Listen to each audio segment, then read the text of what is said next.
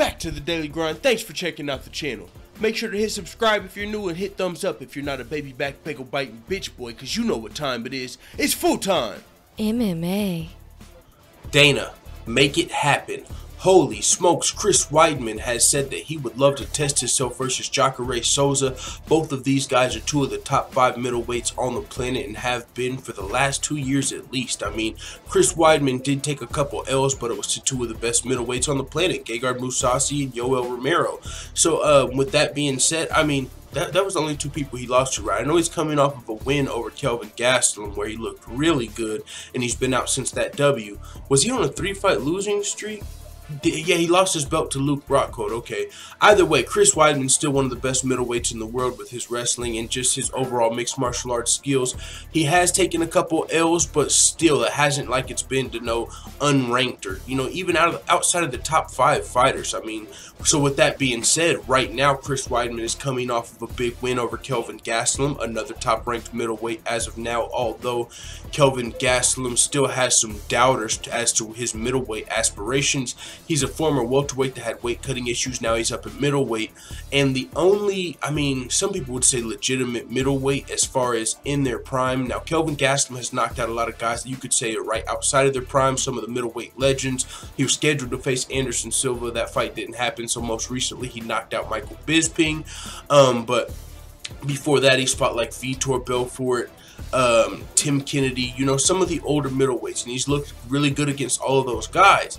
But when Kelvin Gastelum faced Chris Weidman in their most recent fight, man, he didn't look great. He looked like a welterweight versus Chris Weidman. As for when he did land some big shots on Chris Weidman, especially in the first round, I think he landed one big shot. But after that, Chris Weidman took him down, I believe, 9 times in the fight, and just went on to, you know, show that he's a dominant middleweight wrestler fighting a former welterweight. Now, with that being said, Kelvin Gastelum is still looking, you know, he still knocked out Michael Bisping, Kelvin Gastelum, in his last fight since losing to Weidman. So both of these guys are coming off of wins. Weidman's coming off of a win over Gastelum. Gastelum's coming off of a win over the middleweight champion Bisping. Now, Gastelum is a guy that I'm not going to talk about too much in this video because Jacare is also coming off of a win since losing to the current middleweight champion Robert Whittaker. Jacare just knocked out Derek Brunson in the first round. So, to me, the fight to make in the middleweight division right now is Chris Weidman versus Jacare. Kelvin Gastelum, he's healthy, but he's looking like he might be waiting for a title shot or at least a favorable matchup. And a Chris Weidman rematch is not favorable for Kelvin Gastelum. Hell, even Jacare, who is in the age range of the fighters Kelvin Gastelum has had success against, might still be a bad matchup for Kelvin Gastelum. You know, even though Kelvin Gastelum's been fighting 35-year-old plus fighters, and that is what Jacare is, Jacare looked really good versus Derek Brunson, and he's also got the grappling that might not be ideal for Kelvin Gastelum. But Chris Weidman's grappling versus Jacare's grappling, of course, it's more like wrestling versus jiu-jitsu, but of course these guys also have striking skills. As we saw, Jacare just knocked out Derek Brunson. Now, the striking skills are probably pretty on par, as Jacare is more known for his jiu-jitsu, even though he can strike, but Chris Weidman is more known for his wrestling. So, even though Jacare might have a higher striking pedigree just on paper, I mean, you could say he's still, as I said, what, 38 years old. So I think this would be a great matchup, and the winner of this fight would be the clear-cut #1 contender to fight the, you know, the next title shot. Because as of right now, honestly, the middleweight division is kind of log jammed up.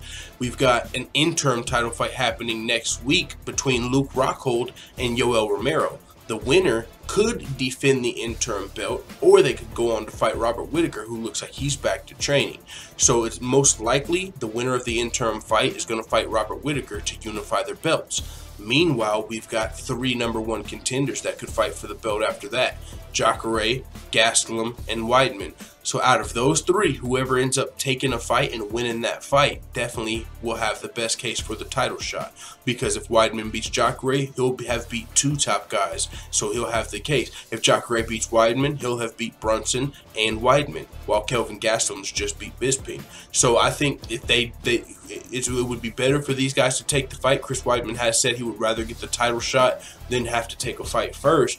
But with the current landscape of the middleweight division, of Kelvin Gastelum, Jacare, and Weidman all wanting a title shot, all arguably deserving a title shot, I think two of those three are going to have to make a fight. Whoever ends up doing it and winning that fight will get the title shot after Whitaker versus the winner of Yoel Romero and Rockhold, which all sounds dope to me. A lot of middleweight action coming up, and all of its great fights between the top middleweights in the world, in the UFC, Gegard's and Bellator. But I would love to see him versus a lot of these guys, but hey, it is what it is. Bellator's doing their thug dizzle, so it is what it is, man. Let the full-time family know what you think in the comments. Chris Weidman said he would love to test himself versus Jacare, and I think that's the fight to make. Let the full-time family know what you think in the comments. I'm out.